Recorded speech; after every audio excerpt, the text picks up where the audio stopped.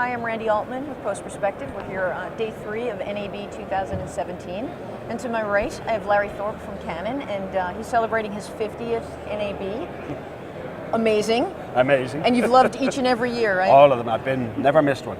Fantastic. So, well, Canon has a lot of new stuff at the show. Yeah. So do you want to jump in with the lenses? Yeah, I'll do a quick one. We've 2 new lenses. One is, last year we introduced a new category of lens, Super 35, but very low cost, 4K, and it was a wide angle 18 to 80. At this NAB, we're introducing the brother to that, which is a 70 to 200. So now we span 18 to 200 millimeters with 2 low-cost lenses and the full cinematography capability.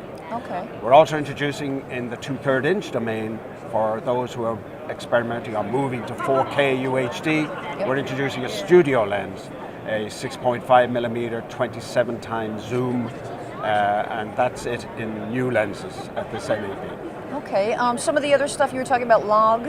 Yeah, well, in the DSLR, our 5D Mark IV, that's a DSLR that will shoot 4K.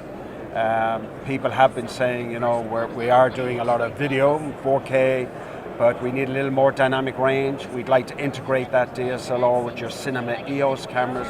So we put Canon Log into the DSLR.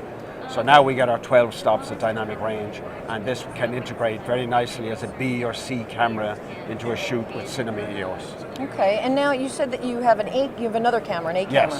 Yes, we stepped into digital cinematography 6 years ago with the Cinema EOS system, and we've rolled out a series of cameras and lenses, and at this NAB we've been marching towards our A camera, and we're very proud to introduce the C700. And this is a camera that's intended for high-end motion picture production and episodic television production. It can be broken down and do documentary, etc., but it's very high performance. HDR, it's got 15 stops, it's got 4.5K, it has 2 codecs. We put ProRes in for those who love ProRes. Sure. And then we have our own codec, XF AVC. And then we worked with Codex, the recording people. Sure, yep. And they built a recorder that will dock directly to our camera. And now we can do raw recording in that, 4K at 60 frames per second, 12-bit, and 4K at 120 frames per second, 10-bit, uncompressed. So this is a very, very high performance camera, and we have great aspirations for it. So the codecs, is that only for this camera? Do you have It's only for this camera. It's physically built to dock to our camera. Okay. I'm sure there's commonality in what's inside. Codex is built for other manufacturers as well. But specifically but for ours this is camera. tailored, and our specifications of those high bit depths and high frame rates very much for us. Yes. Okay. Yeah. And more and more the lines are blurring between production and post. And Indeed. so talk a little bit about your reference monitors, and so your HDR reference monitors. Yes. And why is it so hard to get an accurate HDR monitor? Because you guys are doing it right, but people are looking for a solution. Can you talk about that? I certainly can.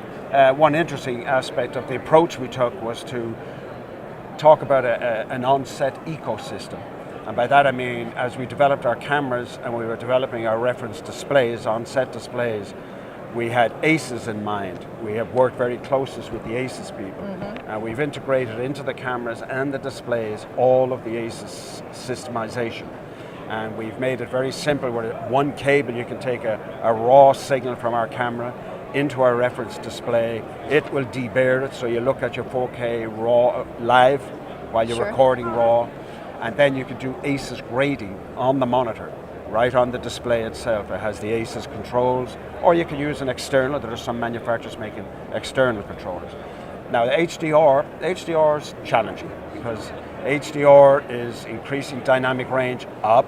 Your speculars being allowed to capture more of them, but equally important to be able to go down into deep shadows for your episodic television movies that like those dark, moody scenes. So we've been very cognizant of that. And HDR specifications talk about 1,000 nits or higher, but they also talk about 0.005 nits for the black. And that's a very deep black. Sure. And we've been marching towards that for the last couple of years. At this NAB, we have 2 new reference displays. A DPV 2420 that has 1,200 nits and 0.005 black. 24-inch, beautiful on-set reference display for HDR. And we have another one that's smaller, a 17-inch. That can be battery powered, and that can also be rack mounted if you want to put it into trucks, mobile trucks. And that has a more modest HDR capability of 300 nits. But what's very exciting, you get a lot of attention in our booth, is we have a prototype of a 30-inch reference monitor that is 2000 nits and 005. And that's, people are gasping when they see the imaging on that. So it's very, very beautiful. So that would be more suited for post houses, big post houses? Very much suited for post houses, but also could possibly be in a video village on a set if you're doing a major production and you're really seriously exploring HD, shooting, imaging, etc., which is challenging for the DPs and directors. Yes, very much for that. Fantastic. Anything else that I haven't asked that you feel nothing else that's new. I think we talked about everything. Yeah, that's it. That's it? Larry, thank you so much for coming by. It's really great to see you. Okay, thank you. Thank you.